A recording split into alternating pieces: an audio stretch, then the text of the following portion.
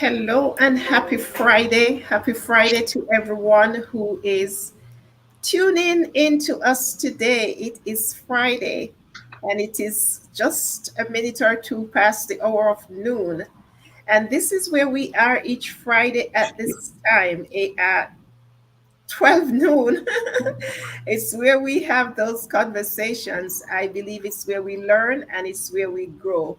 Thank you so much for joining us today. Come on in, come on in. If you are there, come on in and join us on this, our live session, where today we will be talking about the power of feedback in both life and leadership. The power of feedback in both life and leadership. And we all know that feedback is not something that we love to hear. But today, with me is my co host, Dr. Siegfried Howell. And I can tell you, this is a person who gives feedback every single day because he's a life happiness and relationship coach and consultant. He is also a relationship strategist. He helps you to strategize the relationships that you're in so that you can get the best out of them. He's a master life coach. He helps men and the women they love to manage those intimate relationships, internal and otherwise, that they have.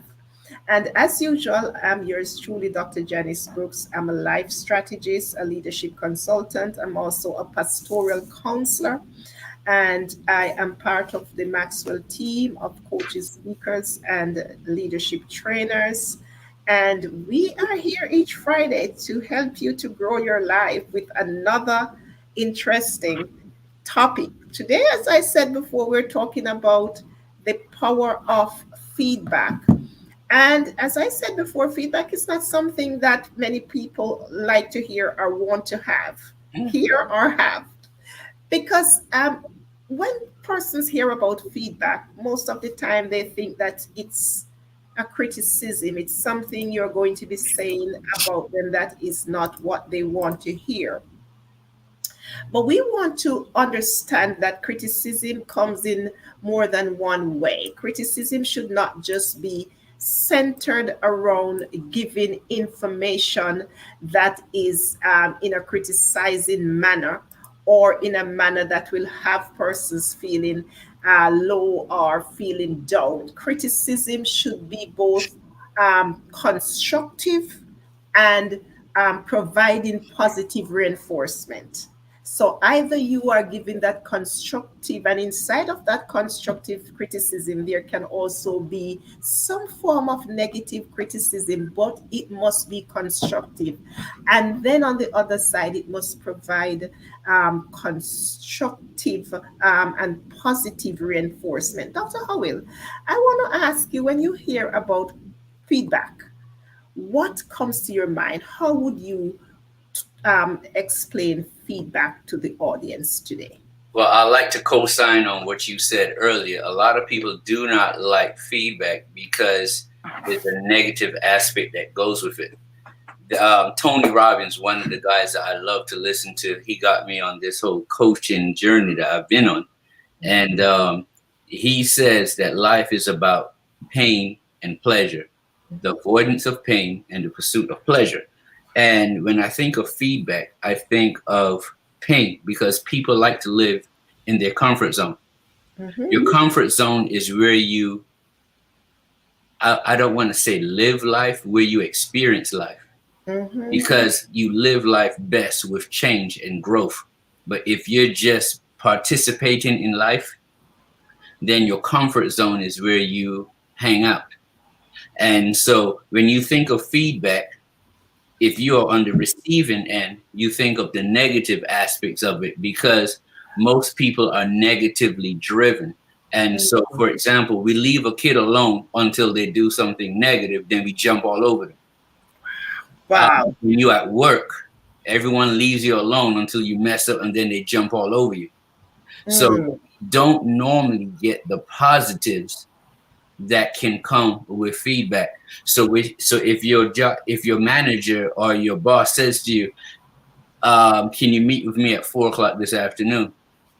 all day long. You have butterflies and knots in your stomach because you don't know what is going on. And he might be meeting to tell you you're getting a raise. But because all of the appointments that we've had have been negative, from going to the principal's office to when your mother calls you by all three of your names, and so all of these things, they are all negative, and we hardly ever get the positives. And so there is a positive side to it. There's a positive side to feedback, and there's a negative, but we automatically default on negative. But what I want to say really fast is this. In my coaching sessions, I talk about the sandwich.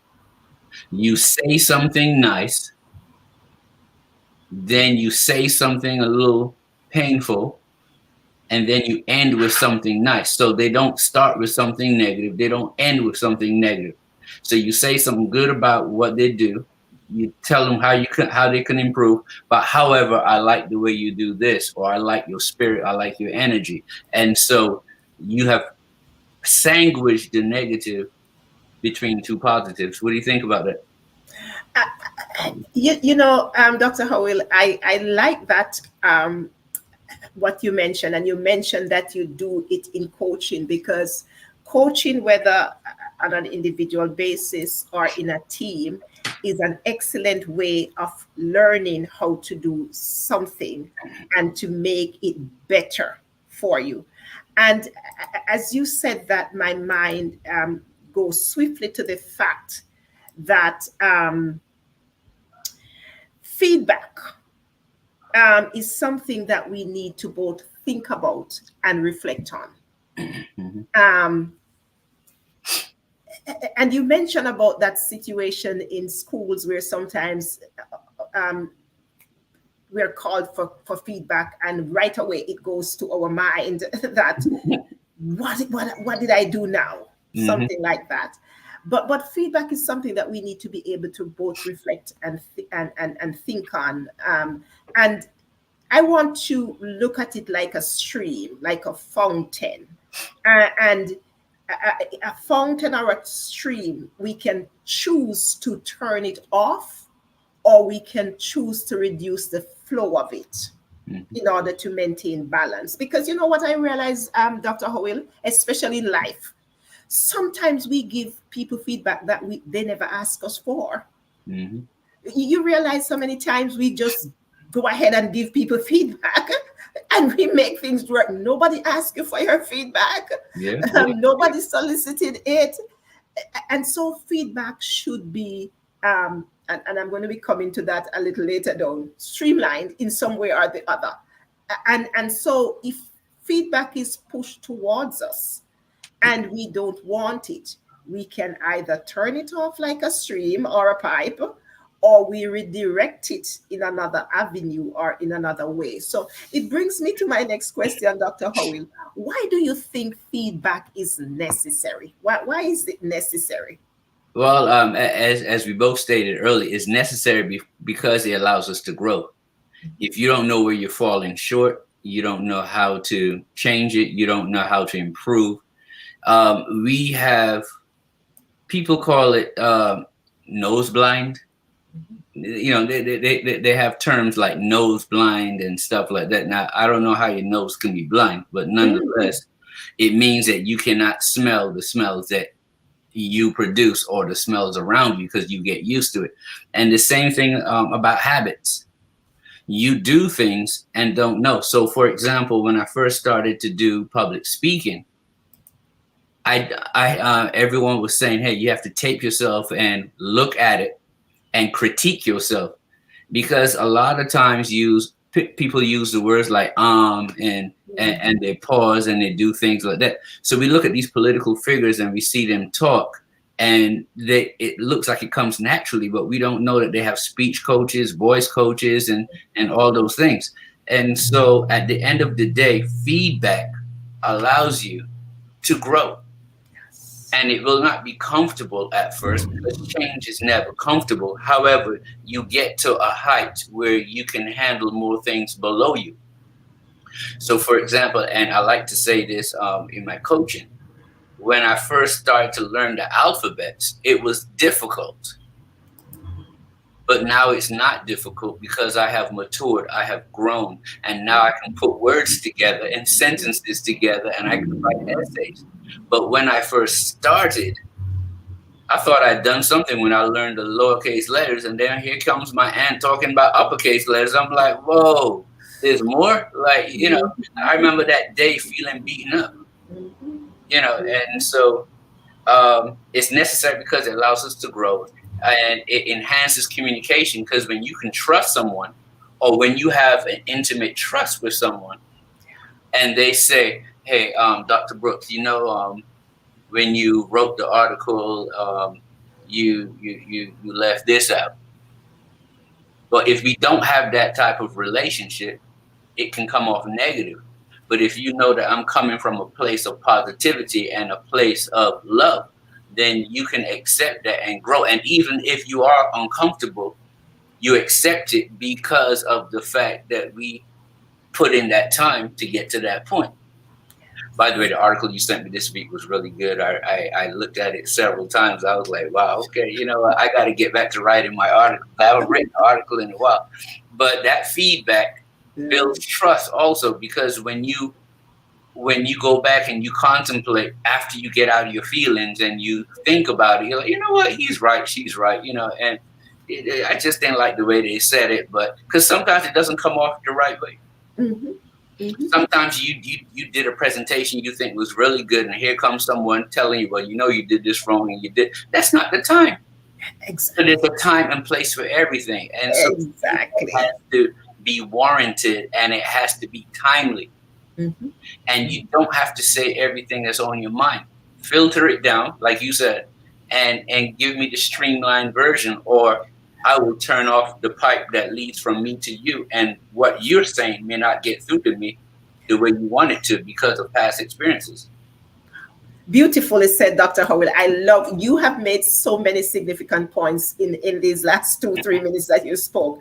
And I wrap up everything that you said. I'm just adding my little part because feedback really helps to reshape our perspective on everything. Because as I said before, it helps us to think and it helps us to reflect. And when we do that, we can reshape our own perspective. And it influences our behavior as well. And once our behavior is influenced, then that is going to lead us to making meaningful changes in our lives. The last thing I want to say, wrapped up in everything that you have said, you talk about the ABC. It helps us to really foster or create a deeper understanding of things around us, even our strengths and our weaknesses. And so when that happens, we were able to navigate life and the challenges more effectively around us. Because you might say something to me today, Dr. Howell, and I don't readily take it.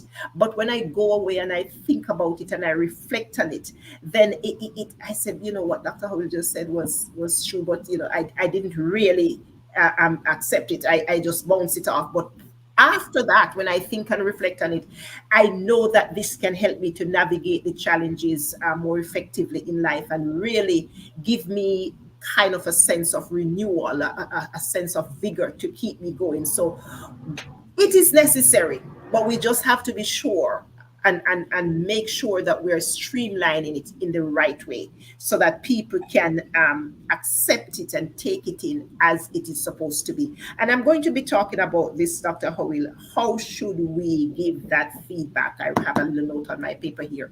How should we give that feedback? Because this is where the nooks and the crooks of the matter comes in when it relates to feedback, how we give it.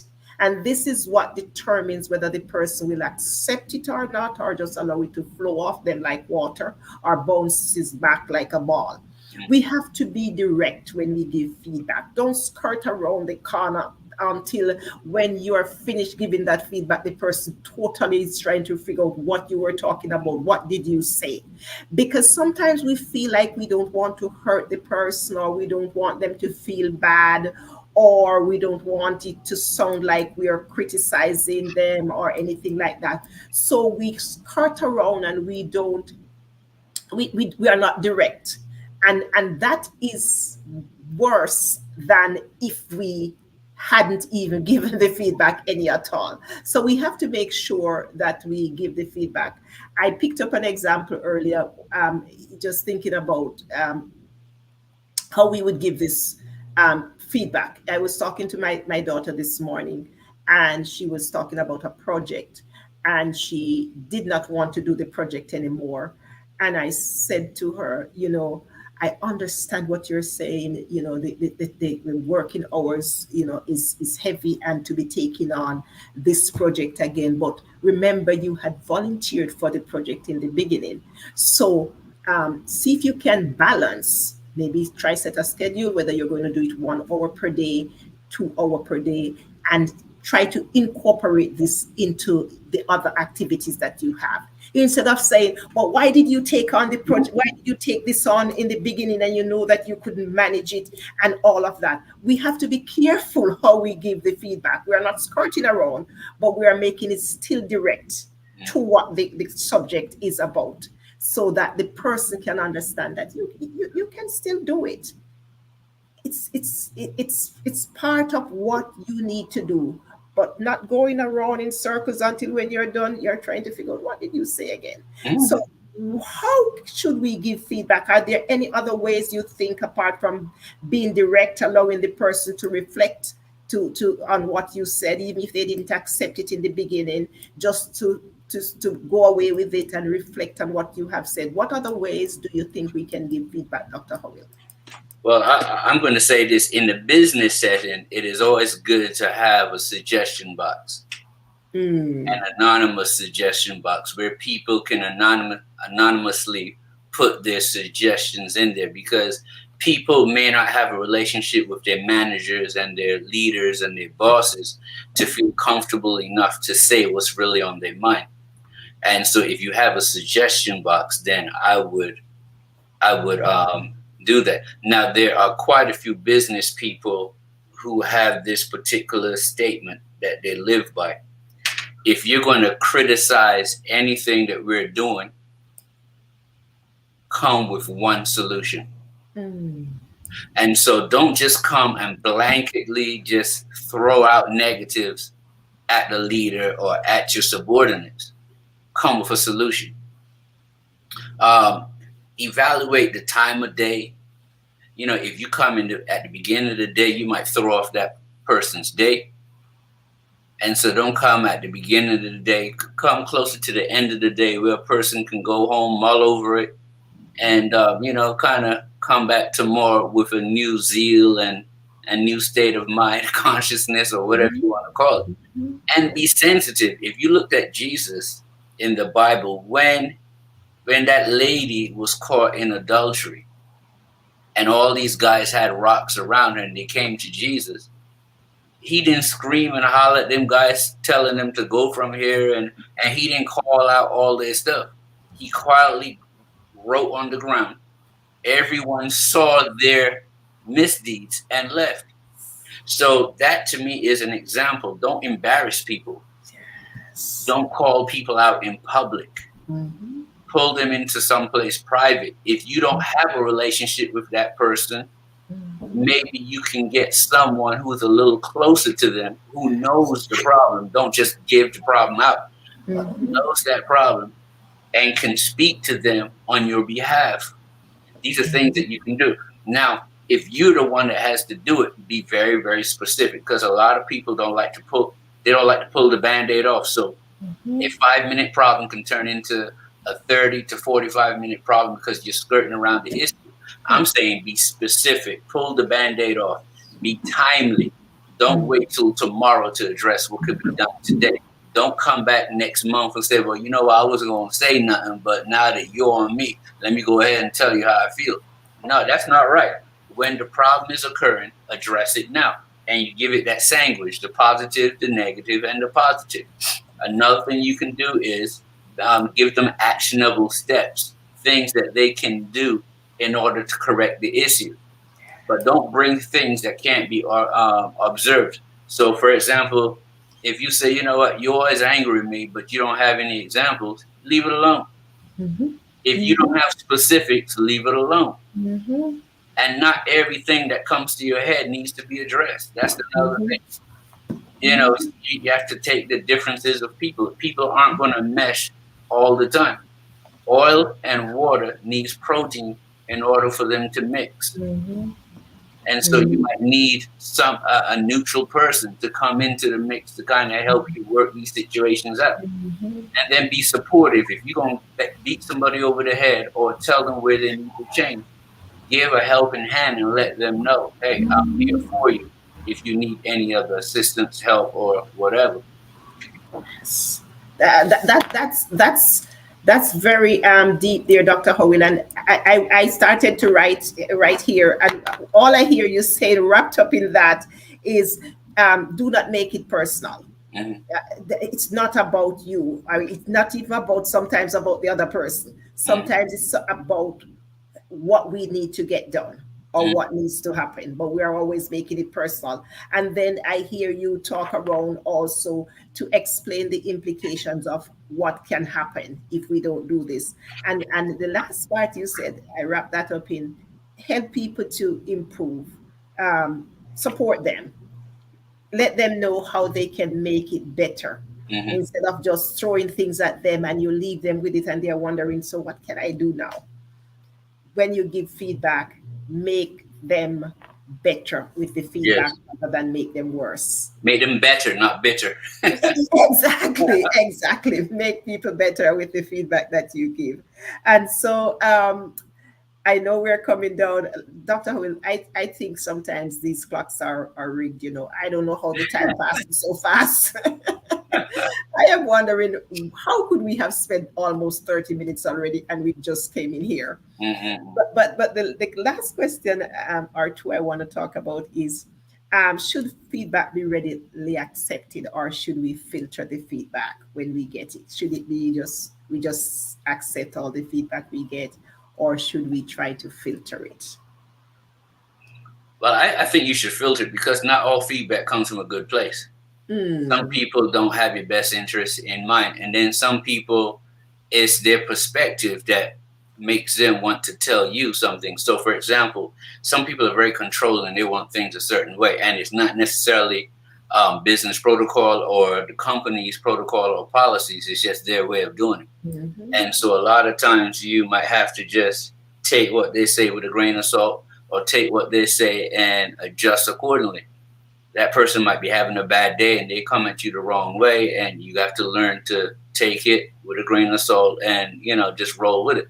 But like you said, a lot of times we take it personally, and it's not a personal attack, but mhm, because they're coming at, or because they're saying something about our actions, we automatically link our actions to our state of being mhm, when the two of them are separate. So, for example, if me and my wife aren't getting along, I might say I can't stand her, when in actuality, it is certain behaviors that I may not be able to tolerate.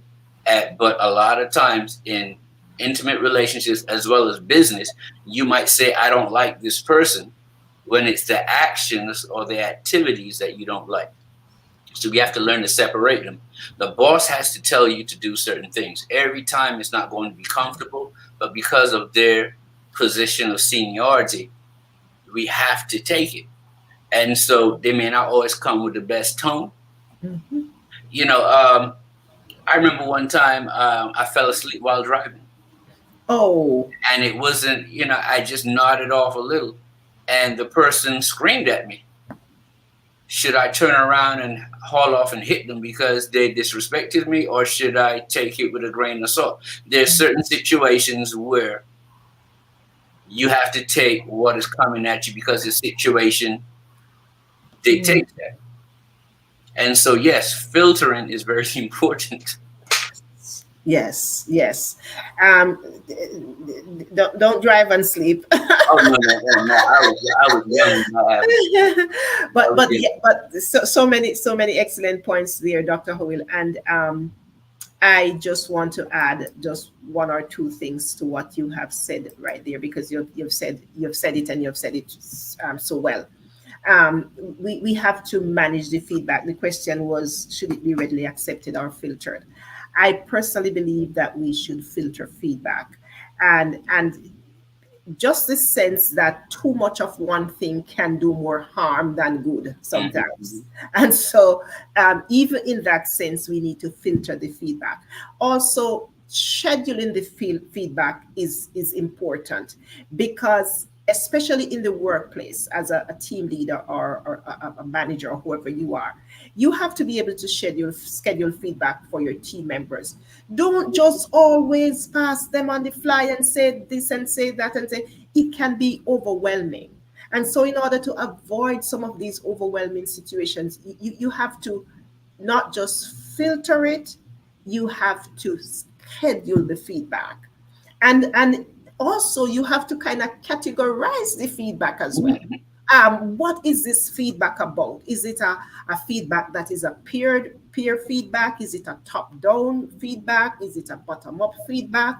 Where is the feedback coming from? What is the source? So don't just throw feedback because you believe, especially in the workplace, that you're a leader and you need to provide feedback. You have to be able to encourage your team members also to come up with their own plan of action. For example, when you're having your one on one meeting, can we have all the feedback in that meeting, or as much as we can, so we can have it in a space and at a time when I can readily process the feedback that you give, instead of you just coming and giving it on the fly. The other thing I want to say, um, which we mentioned in the earlier part, is to be steady with the support you give when you give feedback. Please don't flip flop. Please don't say this today and tomorrow you say something else, because that breaks trust. You talk about trust in the earlier part. That breaks trust, because feedback is to help to guide and also to direct when necessary. And so I wanted to make sure we add that, because when we filter, we categorize, we structure, we schedule, we do all of these things in order to help the person to be able to more accept or reject the feedback. The final thing we want to leave, Dr. Will, we're right on the 12:30 mark, is what are some strategies or some ways that we can help people to um, really breathe in the feedback, take it away, think about it, reflect on it, and get from that feedback the best for themselves. Well, I'm going to start with this. I normally give a story, so I only gave one story today about Jesus. So let me give you the second story.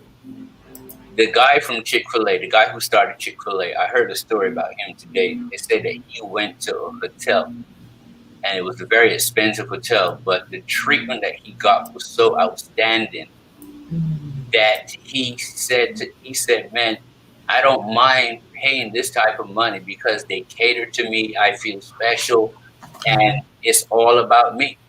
And he said, how can I incorporate this model into my life? And he came up with the Chick-fil-A store. Mm. And if you look at Chick-fil-A and compare it to another chain like McDonald's, Mm-hmm. the service is totally different. It's all about the customer service. It's all about the customer's viewpoint and standpoint. So each attendant is always there, and they always have a smile. And I heard some people telling some workers that you will get fired on the spot if you go off on the customer. But I've seen McDonald's people go off on the customer and they still keep their job.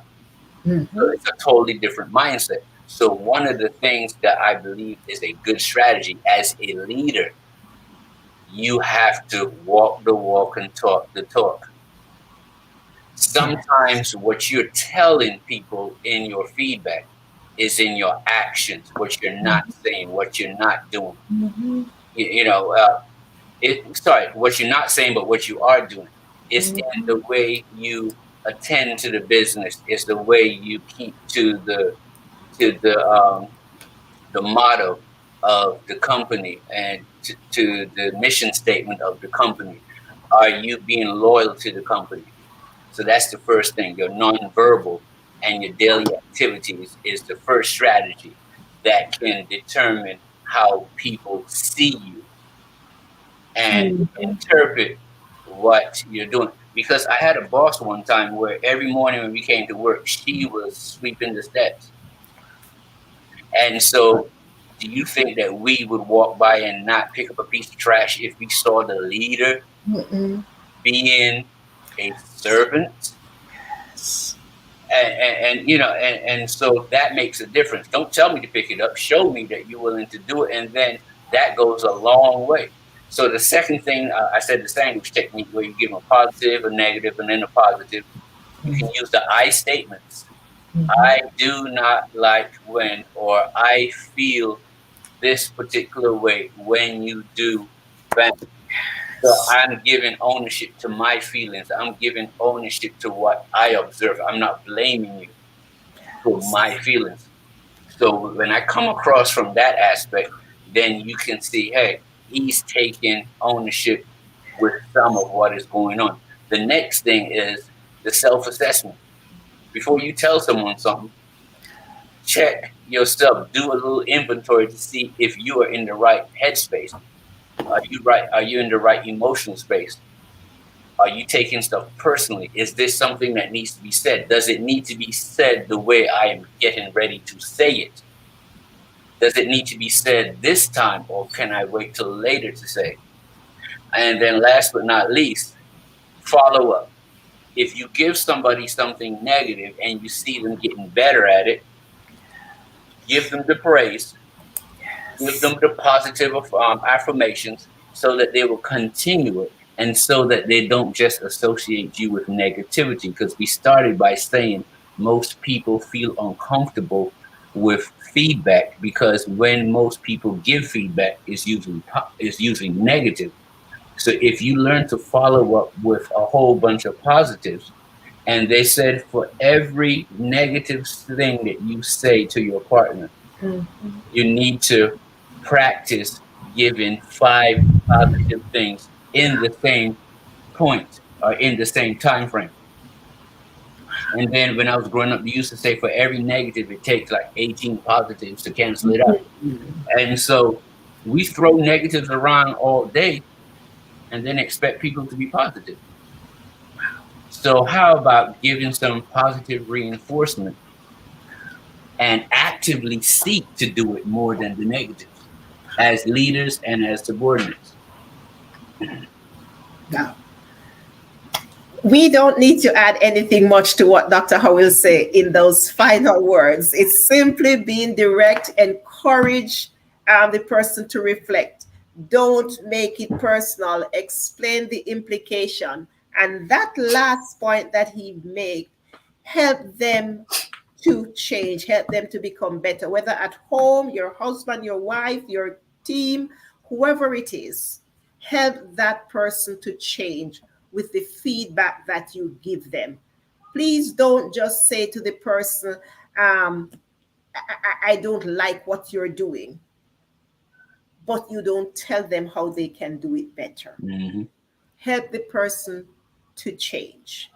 And that is the hallmark, that is the crux, that is the depth of giving feedback. When you give feedback, help the person to improve, help the person to change, help them to understand how they can be better and do better. Thank you so much for joining us today. We are out of time. We are past the 30 minutes mark that we came here for. Today, we talked about the power of feedback. We receive feedback every day in our lives. Sometimes they come in the negative way, and sometimes they come in the positive way.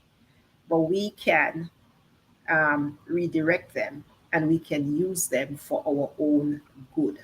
Take Mm-hmm. the feedback today, turn it around, and make you better, as Dr. Howell said, and not bitter. Make it make you better and not bitter. Thank you so much again for joining us, Dr. Sigfred Howell, my co-host, a life relationship and happiness coach and consultant, a relationship strategist. an author of over 20 books. And if you have not read Dr. Howell's book, at least one, you need to go over to Amazon and you need to look for Siegfried Howell, Dr. Siegfried Howell. Dr. Howell, there's a book I'm looking at behind you there, the one that talks about happiness. Oh, this one, yes. Yes. Seeking happiness. I'm all about happiness. So Exactly. seeking happiness. Seeking happiness. This is a book that if you have not read, if you have not read it, Dr. Howell, is this one on Kindle? Yes. Yes, it's on Kindle also. Alrighty. You need to get a copy of that book. And also, I have two books out on Amazon as well. One is called Anchored by Purpose, and the other one is Moments in Time. If you have not read any of those two books, then you need to hop over to Amazon and get yourself a copy of those two books. Mm-hmm. And please don't forget, we are on all three social medias. We are on LinkedIn, Facebook, Instagram. Dr. Howell is also on TikTok and on YouTube. Yes. So please follow us on all of those medias for more of how you can grow your life and become better, not bitter. Thank you so much. And you have a great, great rest of your day and your weekend. God bless you all. Take good care.